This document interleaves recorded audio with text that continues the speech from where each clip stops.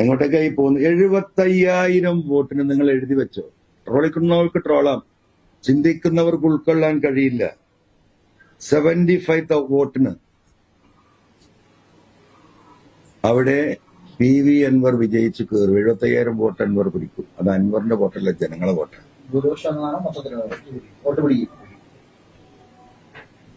Sorry, 75,000 വോട്ടിന്റെ ഭൂരിപക്ഷം 30,000 plus 70, around 70 to 75,000 vote. കാരണം അത് അതിന് കൃത്യമായ കണക്കാണ്.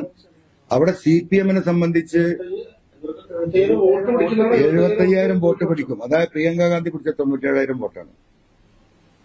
അതിൽ നിന്ന് 1,000 2,000 വോട്ടിന്റെ കുറവുടെ ഉണ്ടാവും. 50,000 ഫ്ലോട്ടിംഗ് വോട്ടുള്ള മണ്ഡലമാണ് നിലമ്പൂർ. CPM-ന് കിട്ടിയ വോട്ട് ഈ പറയുന്ന എന്താണ്? 29,900 ചില്ലാനും വോട്ടാണ് ഈ പാർലമെന്റ് തെരഞ്ഞെടുപ്പിൽ കിട്ടിയത്. അത് തന്നെയാണ് ഏകദേശം എന്താ പറയാ ലീഗിന്റെ വോട്ട്, ഉറച്ച വോട്ട് എന്ന് പറയുന്നത് 30,000 35,000.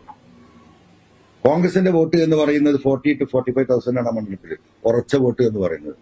അപ്പൊ ലീഗും കോൺഗ്രസും കൂടി ചേരുമ്പോഴാണ് ഈ പറയുന്ന 70 to 80,000 വോട്ട് വരുന്നത്.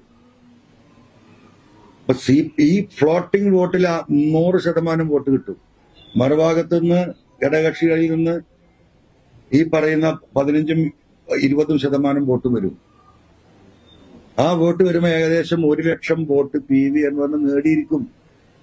നിങ്ങൾക്ക് എനിക്ക് ഭ്രാന്താണ് നോക്കങ്ങൾക്ക് പറയാം, നിങ്ങളിത് അറിയുന്നില്ല. ആ മണ്ഡലത്തിലൂടെ ഈ 2 ദിവസം നടന്നു പോയപ്പോ ഞാൻ ആ ഒരു 25,000 വോട്ട് എന്നും എനിക്കറിയാം അവിടെ ഉണ്ട്. ഇതൊന്നുമില്ലാത്ത 2014 പാർലമെന്റിലാകെ 13 ദിവസമാണ് ഉണ്ടായിരുന്നത്. അന്ന് ആ മണ്ഡലത്തിലൂടെ ഒരു ജീപ്പിന്റെ മുഖത്ത് കയറി ഇങ്ങനെ പോയിട്ട് അന്ന് 8,900 വോട്ട് കിട്ടിയവനാ PV അൻവർ. അത് കഴിഞ്ഞ് 9 കൊല്ലമായി അവരുടെ കൂടെ കിടന്നുറങ്ങിയവനാ. എന്റെ വിയർപ്പിന്റെ മണമറിയുന്ന, എന്റെ മനസ്സിന്റെ കണ്ണറിയുന്നവരാണ് ആ നാട്ടിലെ ജനങ്ങൾ. ഞാൻ അവിടെ ഒരു അധികാര പ്രയോഗം നടത്തിയിട്ടില്ല.